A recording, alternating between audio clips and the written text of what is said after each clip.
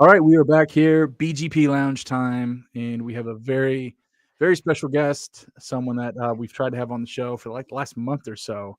So we're really excited she's here. We have Savannah Dada-Mascoll with us on the show, where she's on the first real App State podcast. Uh, she's very excited, I'm sure, to be here with us. We're making history. This is our first tennis player to ever come on the podcast in 11 seasons. So we're very, very honored to have her on. Savannah, thank you so much for taking time to hang out with us tonight. Yeah, thanks for having me. So what's new with you? What's going on? Anything happen over the last few weeks? Just a little bit of tennis. um, I mean, yeah, that was pretty cool. Um, Oh, wow. Yeah, it was pretty cool. History, breaking barriers and all this other stuff, and being this little App State in this tournament. It was thrilling watching you. I don't know. Has it seemed bigger or crazier the further you get away from it? honestly, I think so. I was thinking about that today, and obviously, part of me is like, that was, great, great job, and then the other part of me is like, oh, like, so close. But then, like, the more time that I get away from it, I'm like, Samani, you did a good job. Like, and it's pretty cool um just seeing that and just taking time away and being like, yeah, like you've achieved quite a lot. So I didn't think about it like that. It's very interesting. So in the moment, I guess, were you like, oh, I failed? Did you like feel bad? I didn't feel bad, but I just felt, I was like, oh, I was just close. I was really, really close, you know? Oh yeah. Like any athlete really, if they don't get like gold, it's just it's a this normal feeling.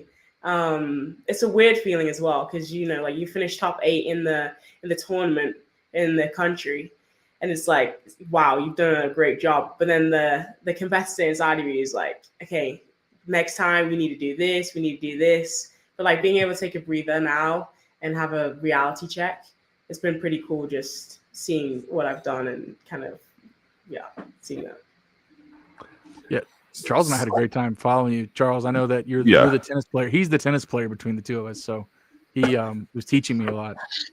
yeah. It was funny. Savannah. He was like, so in this situation, and I was like, all right, AJ, I can't. I'm having a hard time explaining to you like you're a preschooler, but like when you're in the ad court, and he's like, oh my god. So yeah, it was fun. My dad taught me a little bit, but I'm curious. You know, coming from across the pond, I guess is the cliche thing to say. Is it a bigger deal to finish like how you did in a tournament here versus from your home country, and like in the same position, depending on the age group?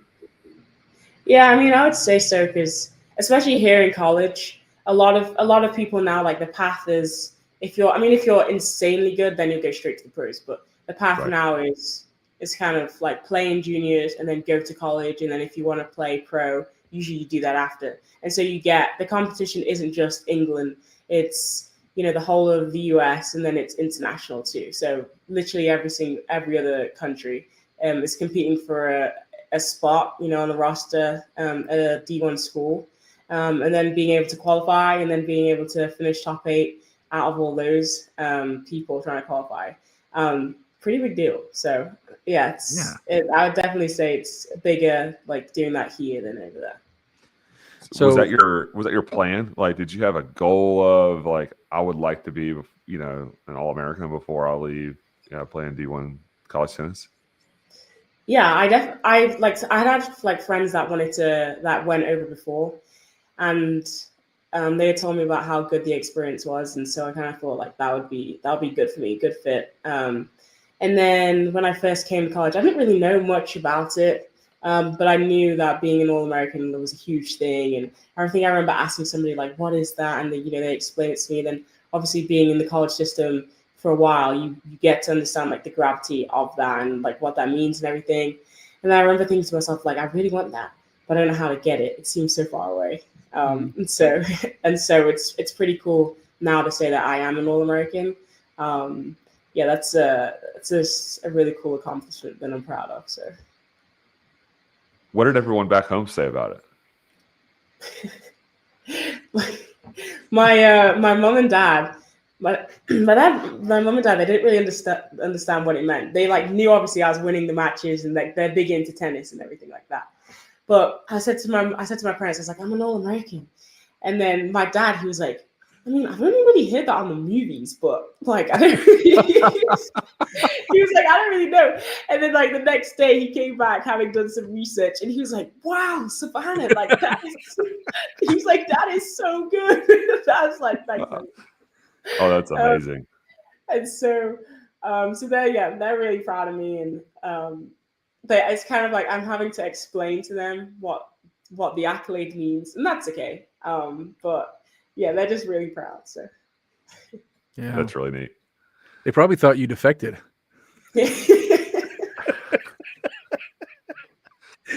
Just kidding, mom and dad. They're ultimately going to listen to this, I'm sure. How often do your peers, when you're playing over there in England, come over to play college in America? It's happening more often now than it was before. Like most of the people that I grew up playing tennis with, a lot of them came over to America. And then a lot of the younger girls that, I like sometimes will hit with when I'm back and things like that, they'll text me and they'll be like, oh, I really want to go to America. And so, I try to give them advice and, like help them out in any way that they can. But it's definitely becoming a more popular pathway, which is cool to see actually. Really cool. Okay. So that's interesting. So it's becoming a more popular pathway. So what is a really talented high school aged tennis player? What are their paths? If someone at your skill level, if they don't consider college, what do they do? I mean, I think if you like a tennis is a lot about funding. So if you do have the funding and things like that, and you are good enough and you've been winning from like a really young age and everything like that, then going straight to the pros is you see people like Coco Gauff, like that's what she did. Like another tennis player, Mira Andreeva. You've got who else? Yannick Sinner, Carlos Alcaraz, like top of their game. Like a lot of those guys just go straight to the pros because they're good enough, So yeah, if you are good enough and you have the support, then going straight to play professional tennis, being on the tour, that's what some people do. But more people are going to play college and then playing professional tournaments whilst in college and things like that. So it's becoming more of like I would say now going to college is the more desirable option. So for those that don't know, when you say straight to the pros, explain to them what that means. Yeah, because you don't know. Yeah. Oh, I know. I think I know. Do you want to explain? Yeah, 100%. Explain it. No, seriously, explain it. Yeah. Oh no, it just basically means that you just start playing full-time professional tournaments. And so they start at like 15K levels and then they go up and up and up. And 15K, like, is that the cost? That's usually how much the tournament is made up of. Oh, okay. So like if you lose first round, you might get, I don't know, like $200. Okay. And so that's what the tournament's made up of. And then also like the points. And then it goes up and up, and then that's when you see like Grand Slams, Wimbledon, US Open, things like that. So you start from like entry level, and then you just keep making your way up. It's like the minor leagues here in America. Like what age though? What age group? Like how like what the age? really really good ones? Like when do they usually play their first pro tournament? I mean it all varies. Like I played in my first one like a month ago or 3 weeks ago, and there were 15-year-olds in the tournament. So it varies, like it very much. Nobody can see AJ's face, but I knew he didn't know that was a thing. You have 14-year-olds playing pro tournaments? Oh yeah. Did you just like cram it down their throat? No, I was glad I didn't play against one of them. That's how good they are, AJ. That's how good. No, I could see it because there's such a this isn't a team sport. You're playing against a bunch of individuals, and and there's a lot of they find their way to the top somehow. There's a funnel. Yeah. They're going somewhere. That's fascinating. So here's a dumb question. So I don't know the college structure or system over in Europe, specifically United Kingdom. Can you play? Are there college sports over there? Like, can you play college tennis over there? And it's just there's a lot more colleges in America. America's just a bigger country. Like how yeah, how's that? What's that like? Yeah, you can definitely play over there. I would just say like the attitude towards sports is maybe just a little bit different. Like when you come over to America, everybody's like, we need to be the best, we need to win, yada yada yada, in your face. Let's like go. I feel like yeah. Sounds very American. Yeah, exactly. Like whereas back home, obviously they want to win, but they're not as much in your face, in your face. And then also, like in the US, the benefit is being on scholarship, like getting a full ride and things like that. In the UK, I'm not too sure if you can't, but most of the people that I know that have gone do pay. Okay.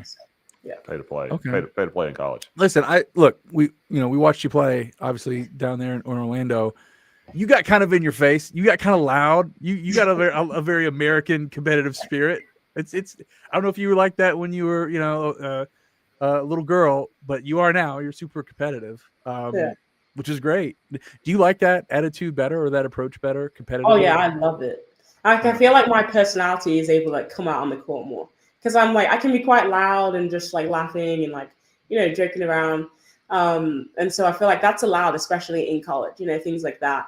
But I would say when I first came to college, we were all practicing, and so like everybody's very loud and like go up and like high-fiving this, that, and the other. So like my first practice, I was like, what is wrong with everybody? I was like, why?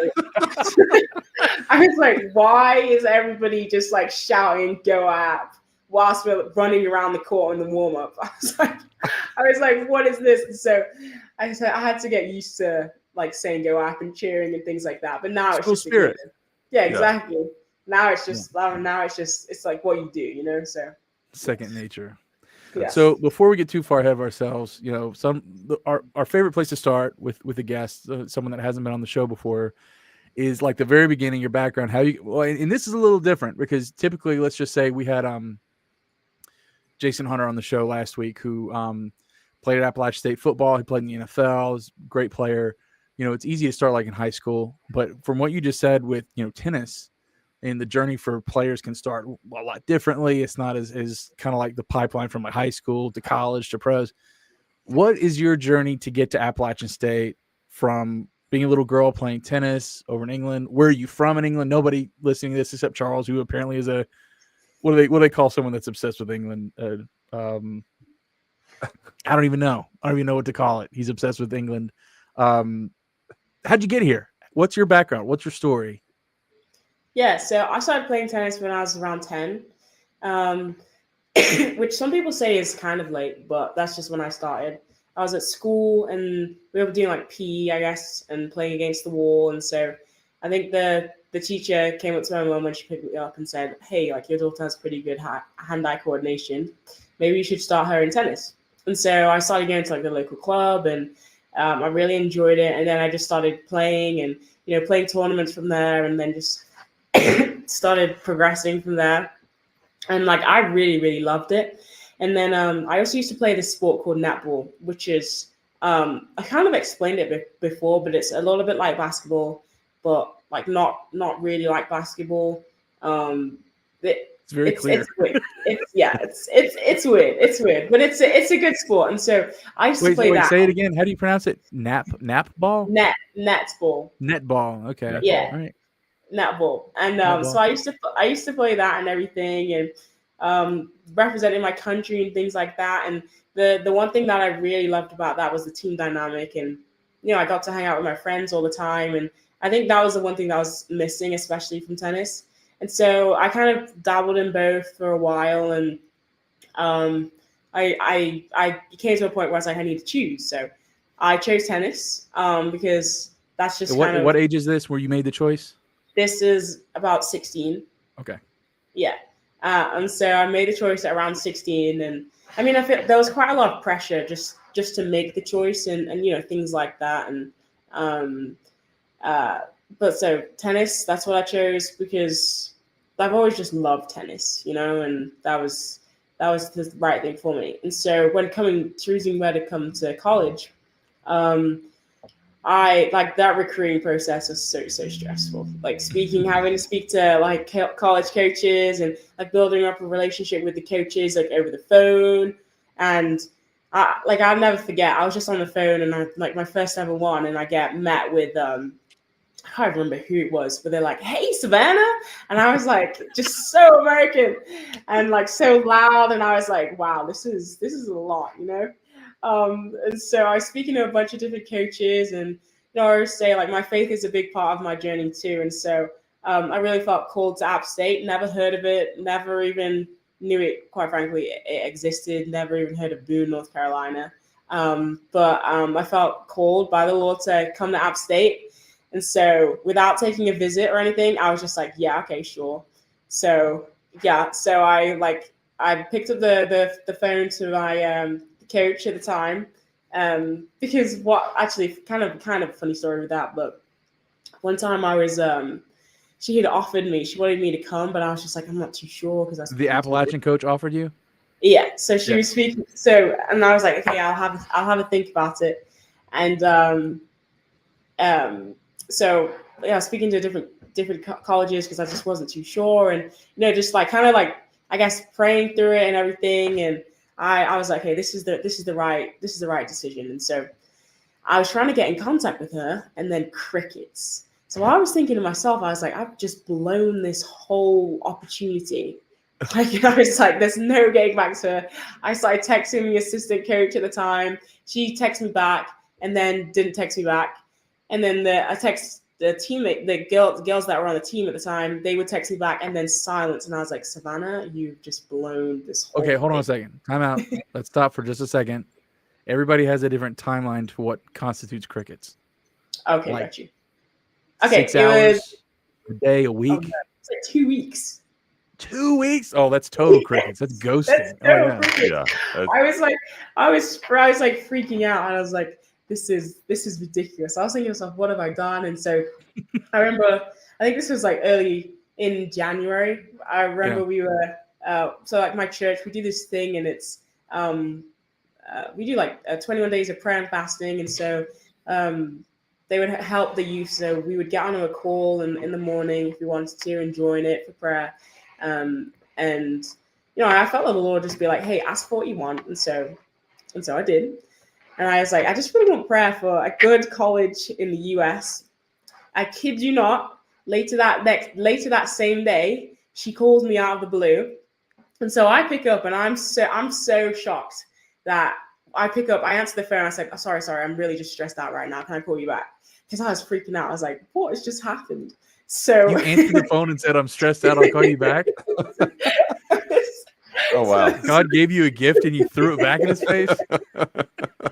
So then I like compose myself, and I'm like, hey, yeah, I really want to come. Thank you so much. And then that's basically it. So that's how I landed it out. Wait, so you said, I'm stressed out. I'll call you back. You hung up and just like freaked out, like heavy breathing for like a few minutes and then called back. Basically. Yeah. So you they came really to app sight unseen. But that's very new. This is. In what year was that? 2022, maybe. I think 21 or 22. I think That might have been. So you didn't make a visit or anything. You just said it feels right. Yep. So Coach Fetters was hired in 23. So who was the coach before Coach Fetters? Ashley Antal. Oh, okay, I gotcha. All right. Yeah, so I think I don't know, 21 or 22. I'm not sure.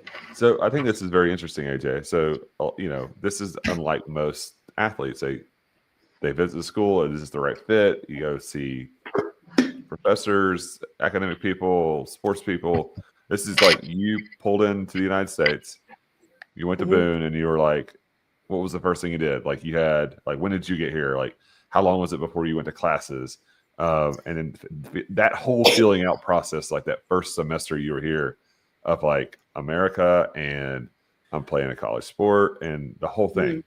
Well, hey, can I right before that? So I have no context to, like, and you just real briefly, where you grew up, was it like, how would you describe it? Was it anything like America? Like, did you live in a rural place? You live in London? Did you live in Buckingham Palace? Like, because if you were from a place that's similar, like a big city or whatever, and you come to Boone, that's a big contrast to America. So like, so I grew up in, I would say semi-rural. So we lived in this place called Yorkshire, which is quite rural, but there's a pretty big like city there and everything like that, Leeds. So I grew up around there, and then we moved to Manchester, which is again a pretty big city, but we live a little bit rurally. So so we see a lot of green. Like there's a farm at the back of where we live and things like that. But it's about 15 minutes into the city. So so I'm used to like seeing high rises and things like that. Well, I mean, to me, I don't know. You're either living like the Hobbit or you're living in downtown like Sherlock Holmes. Like, I don't know. I'm just throwing out a bunch of stereotypes at this point. But... No, that's fair. That's fair. But okay, so you, like Charles was saying, you're coming here, like you step foot on American soil. Like, what's the move? Okay, so just like my recruiting process was a little bit kind of all over the place, I arrived a week late. So I missed all of freshman year orientation. Like I missed like everything. So I actually my first day of I guess it was the second day, but it was for me, it's like my first day of class. I arrived almost 20 minutes late because I couldn't find out where the class was. I was using Google Maps, but I was using the Google Maps was taking me to what I now know is a dorm. I was about to say she must have gone to the old library.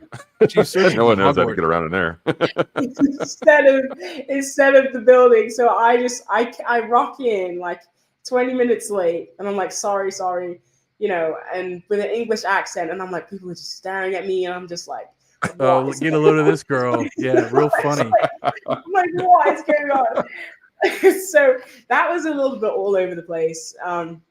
So I would say acclimating to life away from home, away from my parents not telling me to do my schoolwork. I kind of thought that, again, it was optional because in England, schoolwork is like, obviously you should do it, which, I did. Most of the time, I did the schoolwork most of the time, but but you'd have exams and they would be the only thing that counted for the grade. So when I came to America, I never realized that homework counted for the grade too. So yeah, I was in study hall for a semester longer than I should have been. So what? So how did you feel when you couldn't find the Quidditch pitch? Oh God. I tried to hold him off, y'all. He just can't stop himself. You don't know what I'm talking about? No, I'm not a Harry Potter person. Oh. Me neither. Good. That makes two of us. Like my roommate would have laughed hard at that probably, but you know what Quidditch is? Yeah, I do, but I don't. So don't look at me like I got an eye in my forehead. Like you know what Quidditch is? Yeah, but Charles what's the Quidditch pitch? It's the field or whatever, I guess. They call soccer the pitch, right? It's not a tennis field. It's a tennis court. So you're saying when I couldn't find the tennis courts? No, the Quidditch. I was making he was trying to make some type of metaphor to your classroom or it was a British joke. It was a British joke. Okay. Terrible. What kind of school did you go to like in high school? Like was it what would be considered like a normal public school here? Did you go to private school? Yes, so I went to private school. Grew up going to private school. Where you took a bunch of tests and no homework? No, we did do the homework. I did do the homework, but it didn't affect the grade if I didn't do the homework. Do you see what I'm saying? Nah, yeah. But how do you feel about the academic? Like, was it hard? Or did you think college classes were hard over here, or were they easy compared to what you were anticipating? Not. Like some of the stuff, I was like, I was like, I learned this like 3 years ago, you know. So I was, I was like, this is great. So, Oh, that's hilarious. What's your major?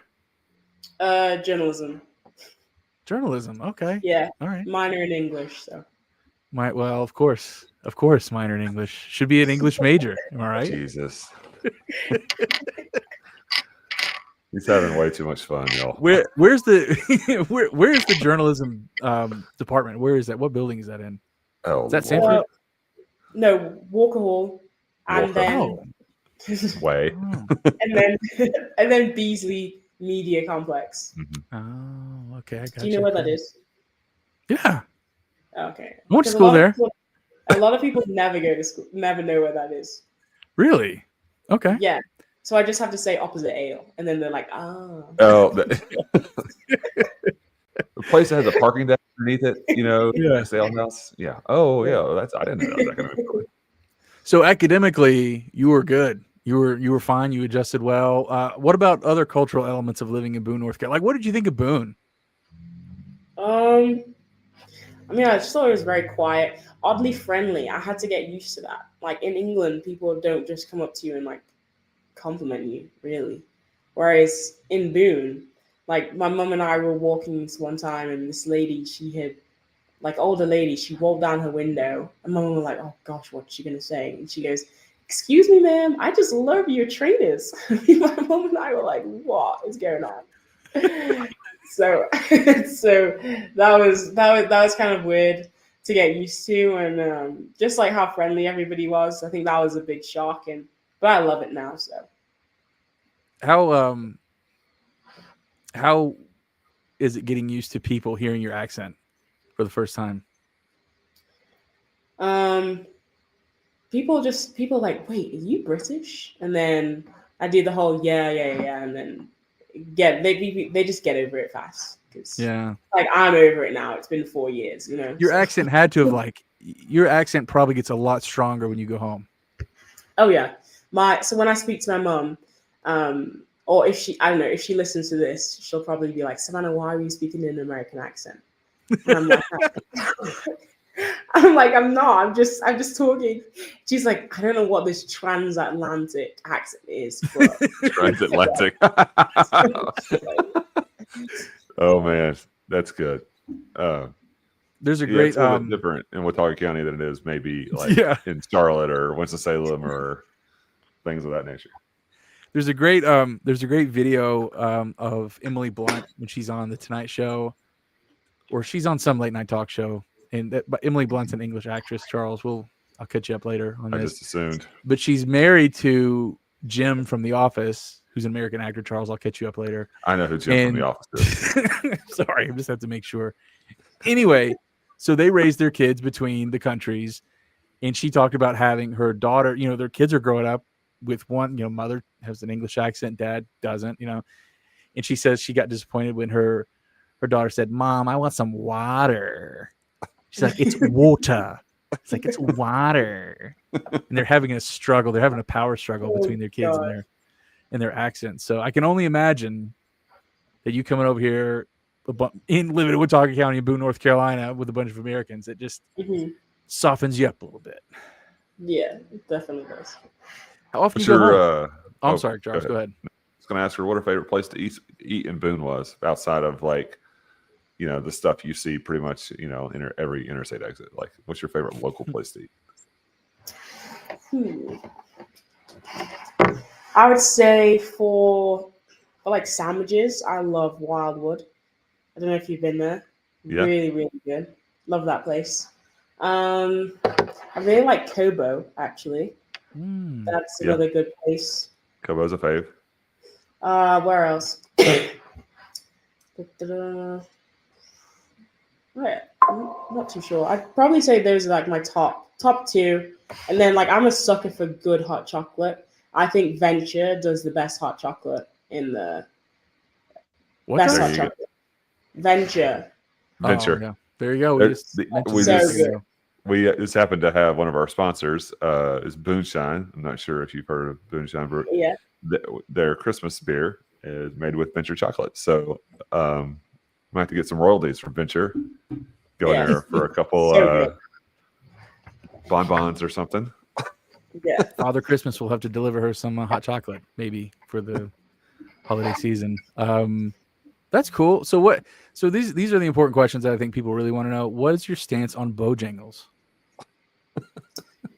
Dry and salty. Oh well, I guess I didn't specify. What about like a biscuit at Bojangles? Breakfast. Yeah, dry and salty. All of them? You think they're all dry and salty? Yes. What about the gravy biscuit? I don't know. I think I just kind of had it once or twice, and I was like, this is just not for me. You ever had a Cajun filet, an egg and cheese? Maybe. I I think I have. I just think it's very salty. Yeah. Like I'm more of a Chick-fil-A. Like I love Chick-fil-A. You love Chick-fil-A? Like when I first came to the US, I was obsessed. Like I walked from campus to Chick-fil-A. You know there's a Chick-fil-A on campus? Well, Yeah, but it AJ, doesn't there taste- was It one. doesn't taste as good. It doesn't taste as good. So Right. I literally walked, and then love Chick-fil-A. So for my birthday, my friend's mum got me Chick-fil-A voucher because, yeah, I've calmed down now, but I love Chick-fil-A. I got you. There was How often, go ahead, Charles. AJ, just as a side note, the Chick-fil-A was under construction for a little bit, so it was not on campus for a period of time. I don't know how long that was, but it has just recently opened. And it's annoying because when I want Chick-fil-A, it's always like, you're closer to the one on campus. Do you want the one on campus? It's like, no, that is so hard to get to in a car. That's true. I could say this because they're not a sponsor. I think Chick-fil-A is a little overrated. Oh boy, here we go. What was it? What was your take earlier? A little overrated. What was your take On earlier? I don't remember. You food didn't like take, it. it was- About the queso at Chipotle. Queso at Chipotle is just Chipotle, okay. not Chipotle. I'm telling you, I don't know how to say it. Chipotle. We're working on our pronunciations and our accents here too, Tab. It's an ongoing. Maybe if I go more, I'll figure out how to say it, AJ. Yeah. No. No. I think it's the thing about Chick-fil-A is it's consistent. It's very consistent, but It is. the waffle fries are like, I don't know. I don't want to upset you. No, it's okay. I think they changed their waffle fries, and they're not as good, but Yeah, personally, my they did my change kids it. like it. So how often you go back home? Usually twice a year. So Christmas and then summer break. Okay. Yeah, so you get ready to go back home now? Yeah, kind of. Well, I'm going to go visit 2 teammates, and then I'm gonna go home from there. So. Oh, okay. And now so yeah, I guess college students, I'm trying to remember when I was in college, it's like 30 days, right? It's like a full month. Yeah. Well, yeah. so we're gonna be back kind of early, probably like a week earlier than everybody else because of practice and things like that. So yeah. Besides people, what do you miss the most about England? I'd say the food. My goodness, the food. Like, yeah, the food is great here if you just like fried stuff constantly. But the food in England is good. And everybody seems to hate on it. Like, I'm not just talking like... I can't speak to it. I've never been. But, like usually my first meal when I get back home is fish and chips. So good. Like, so good. And I'm really picky about... Was it really fish and chips? Yes, like that's what I said. I just was being stereotypical, and you said fish and chips. Usually, without fail, I always want to. I get off the plane, and I'm like, I just really want a fish and chips. So that's usually my first meal, and then my parents are really good cooks. So because I'm half Jamaican and then half Nigerian, so my mum she'll cook. She's Nigerian, so she'll cook a lot of like Nigerian food and jollof rice, stew, and things like that. And then my dad he'll make jerk chicken, things like that, and then. And then just overall, I feel like it's just fresher. You know, when I have a salad there, it just tastes fresher. You know? Yeah, so. So the fish of the fish and chips is not fried? No, it is, but it's like a lighter fry. Like all I know is it's not dry and salty. It's not. It's not dry and salty. It's bland. Like it's like flaky. It's really good. Like, I feel like those Bojangles biscuit. Are they a sponsor? No. No. Oh, okay. What a was great guest. What a great guest. Yeah, that was good. Oh, what a great guest. Oh, man. Oh, listen, you're protecting that brand right now. Oh, look at you. You're protecting it. Oh, man. She is available for sponsorship. She is not going to slander. Oh, my gosh. This is great. Protecting the show. Wow. Oh, She's getting ready to tear it. Are they a sponsor? No, they're not. Go for it. Let it rip. I feel like I'm like chewing those Bojangle biscuits for a while. You know, I feel like I can't just have them. I have to have them with some sort of like drink, like a water or lemonade. Like, you usually eat breakfast without a drink? No. That's what I'm saying. Polite. Very polite. That's all I'm saying. But you have to. You have to have it with a drink. No, you're right though. I think the thing about Bojangles is it's not always consistent. You're gonna get a good biscuit. You're gonna get a bad biscuit. The key is you got to ask for a corner biscuit or an edge. Oh, it's a little bit more done, and it's a little bit crispier. They don't upcharge you for it if you know what you're doing. So ask for a corner. Ask for an edge biscuit, not one of the ones in the middle, and you're set. The last time I went to the Bojangles there on 321, right there beside Double Decker Wendy's, aka Biltmore Boone. The lady was so frustrated at the window because there's such a long line. It took forever. I was trying to get food for my family. She said, "Do you like fries?" I was like, "Yeah." She gave me like 3 large fries. She's like, "Here, take them. If I had more boxes, I'd give them to you. I'm sick of this already this morning." I was like, "All right, cool." I don't know where they were supposed to go. she was very mad at her. I don't think she had enough people there for the shift. I think she was running behind. She was just angry at everybody. So here you go. I was like, all right, cool. Thank you so much. So when you got started, let's get back on track with tennis here for a second. After all, this is a sports podcast. At least that's what we tell people. So your freshman year, how was the competition? How did you enjoy playing? How did it go for you? Yeah, I think I was blessed to have like pretty good seniors on the team and people that I looked up to, and they'd always say to me like, "Hey Savannah, like you're talented. I think you're aiming too low. Like you can be really good. You just need to work hard and you need to really push yourself." And they were willing to tell me when I was doing things wrong and tell me when I needed to be better, and also just tell me when I was doing a good job. You know, if they were proud of me, and that was cool. Like having that as a freshman, I think is really cool. It's important because you're just trying to like lay down the groundwork and a good foundation, and having the support of your teammates. That was really, really beneficial. And so I'd say it took me a while to get used to the college game. It's louder, it's faster. You don't really have time to warm up as you're playing. You need to like come in hot and things like that. And so I definitely struggled my freshman year a lot, and just especially in the fall.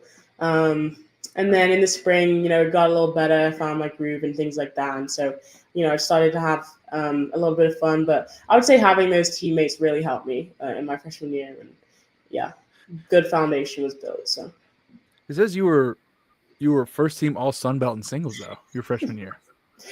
So yeah, I guess we had different definitions of struggle. To be fair, see, I am. I wouldn't say a perfectionist, but I just like things done to the best, of my ability. And so on paper, yeah, I had a good year. Like I can look back now and okay, like I had a very good year. Then things like that. And so, but it could have been better. I'm glad I read that. I'm glad I read that because I would have thought like, oh man, old girl almost didn't make it. She's getting ready to head back. And is this first team? I worked my way up. I was playing and then I was playing 2 my freshman year. So, but you were playing at the one spot in your sophomore year. Yeah. Yeah. Wow.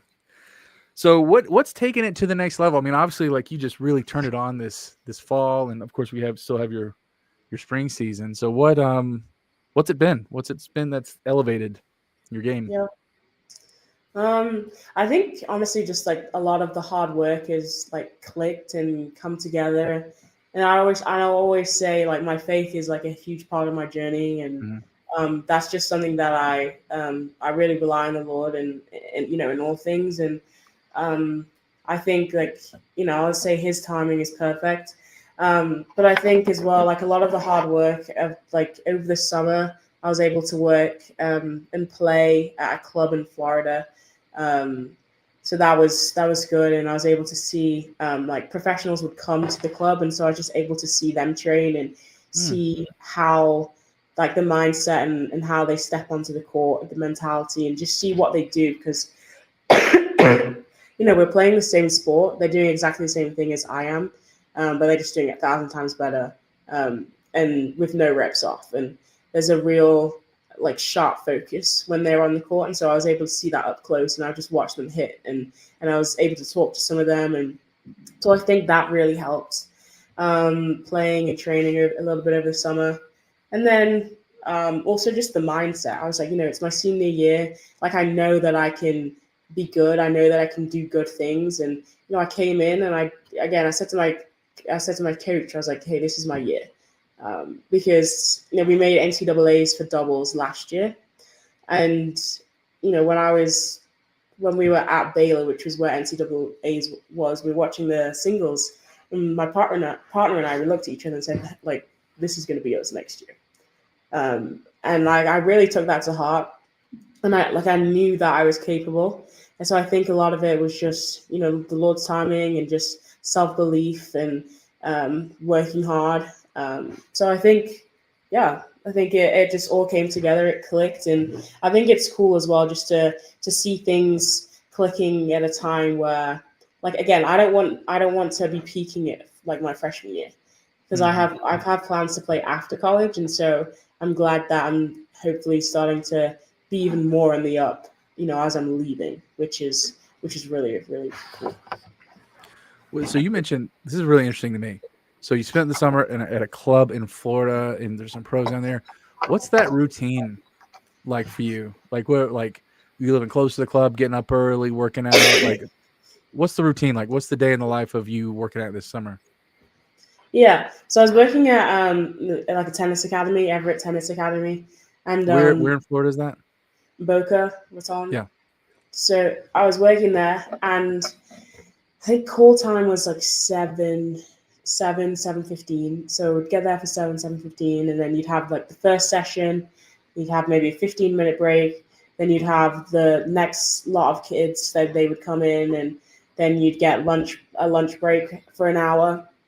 Actually, I think it was an hour and a half. Yeah, it was an hour and a half, and then you'd have one more afternoon session, and after that you could do individuals, and coach the kids one-on-one, or do 2-on-1 sessions, which were good. And then after that you could then play or hit with like, and I was fortunate enough to work with some of the guys too, and like guys usually hit a bigger ball and it's faster, and so that was cool that I was able to train with them. I think that definitely helps.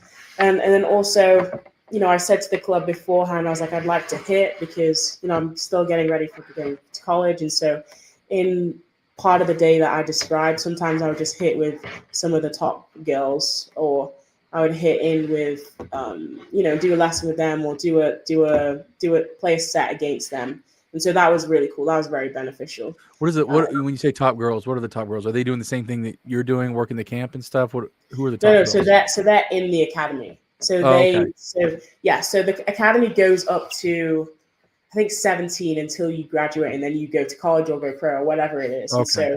And so I was able to hit with some of those girls there. Okay. Yeah, so that was fun.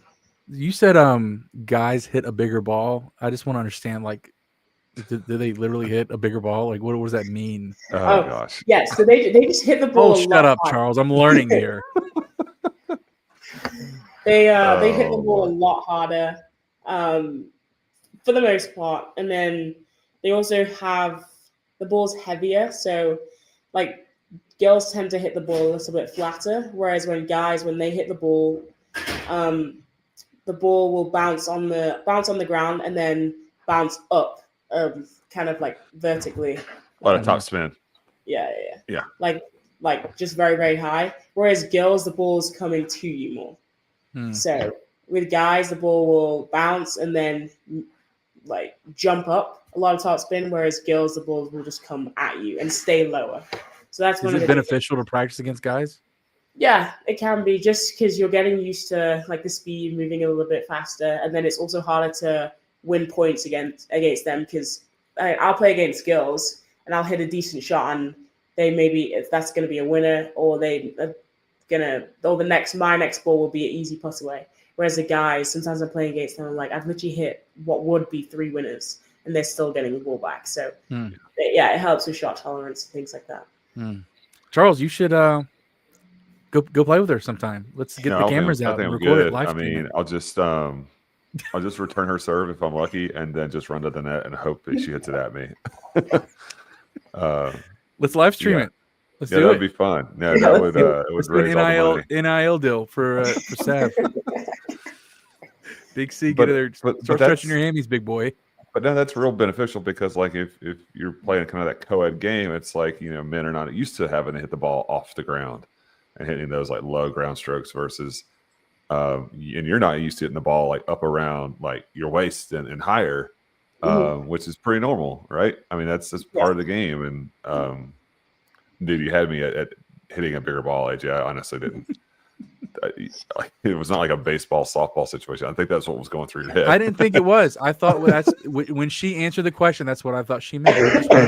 Have you ever gone to the store and looked at a set of tennis balls and it said women's tennis balls? No, never. That's why I asked the question. Or men's tennis balls? No, but I do see the big novelty tennis balls that are like the size of a basketball. Yeah, I knew it wasn't that. That's a souvenir. Yeah, that's a souvenir. Do you when you started when you were young? Did you play on the grass or on clay, or are you mostly on just hardcore acrylic? I mean, I played a little bit on grass courts because I had them at the club that I used to play at, and then played a little bit on clay sometimes, but mostly it's just inside because it rains a lot, and so you're on hardcore. Oh, that's right. It rains a lot over there. How's the just is there a climate similarity?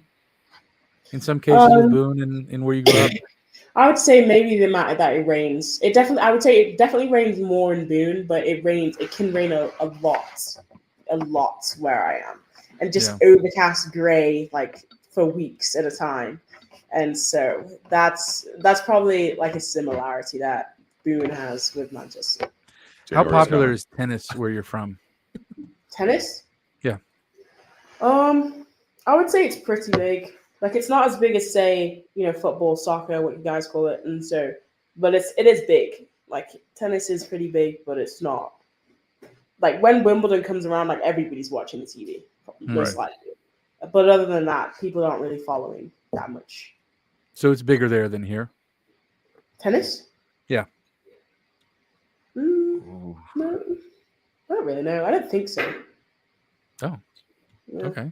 I'd probably say it's bigger here because of the college side. Oh, okay. Yeah. Yeah. So what's sports culture like? Because I feel like in America we have so many different sports. Like we're never out of season for something. Whether it's, you have basketball and football and NASCAR, golf, baseball. You have two, and you have different brands. You have the NFL and college and whatever. America, I feel like, is very sports oriented. It's very sports culture, type of country. Even regionally, even like up north, they like hockey. How's that compared to England in sports? Yeah, you have your main. I'd say that the main two sports probably, again, football, so soccer, and then rugby. And so, most of the time, people when there's a game on. People might go out, to the pub or whatever and watch it together, or they're like, "Hey, you watching the game tonight?" or "Hey, you going to the game tonight?" So it's pretty big in terms of like those two sports. I'd say football is the biggest sport in the UK that people do follow and things like that. But it's not like once the Premier League is over, then it's kind of nobody really talks about. Sport that much, unless we've got the World Cup or the Euros are on.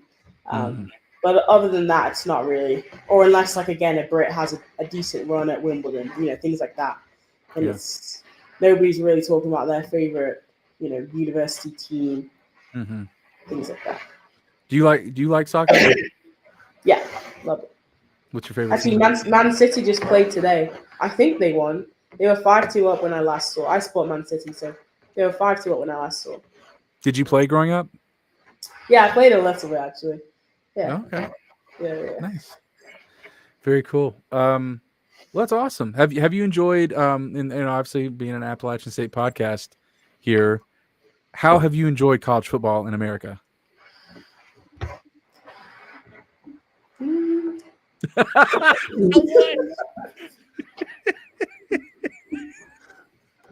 Is it too much? No, it's okay. I don't love it. I don't hate it. I go because it's an experience. Rarely stay the whole game. That's kind of how I feel about it. So, like when I first went, it was like, whoa, this is crazy. There's a mascot. There's cheerleaders. This is a whole thing. I was like, I can't believe this is real. I only thought this was like in the movies. But now it's just kind of like, okay, like, are we gonna do we go to the tailgate and then we'll probably just stay for half the game, especially when it gets freezing. That's why I like basketball, because then it's it's not that long, it doesn't take up your whole day, and you're inside in the warmth. Like, it's great. Do you understand the rules of football? All fair points. Those are all fair points. The basic rules, like the one thing that I just like really I'm just kind of like, this position is just weird to me. I think it's called maybe the safety. I don't know. The guy like catches it and then like takes a knee or runs. The kick returner. Kickoff returner. I'm kind of like at the start, all they were doing was taking a knee, and I was like, what is this position? Like, what are they doing? Whereas now I kind of get it. Like, I know how they score. I don't really know like all the different ways that they score, but I can explain it to a friend who has no idea. Like, I understand the downs. Can you? Like that, Yeah. Can you? Do you like field goals? Pardon? Do you like field goals? Do you like it when they kick it through the pipes? Yeah. When they score, yeah. Yeah. You're not supposed to do that a lot in one game. Is all I'm saying. Like, you want to get it in the end zone or the paint, and not kick it from in the green. Yes. Hey, listen, give us your commentary on our transition from a pass-heavy offense to a more balanced approach the last couple of games. I'm just kidding. I see your face is frozen right there. I'm just kidding. Like, what is he talking about? He's like, this was fun for a second, and now it's not. This is fun when we weren't talking about football. Yeah, I said the basic rules. Right. What's your favorite Narnia book? I haven't read them, but The Lion, the Witch, and the Wardrobe. I actually watched that the other week. Oh, okay. Yeah. I kind of threw that in there. I didn't know how you were going to react to that. I didn't know if, you just, the Quidditch question, the Harry Potter reference. I didn't know if you were a Narnia person too. No, I watched that the other week. I was like, I kind of want to watch Narnia. So my flatmates, my roommates, we watched it. So the flatmates. That's good. Yeah.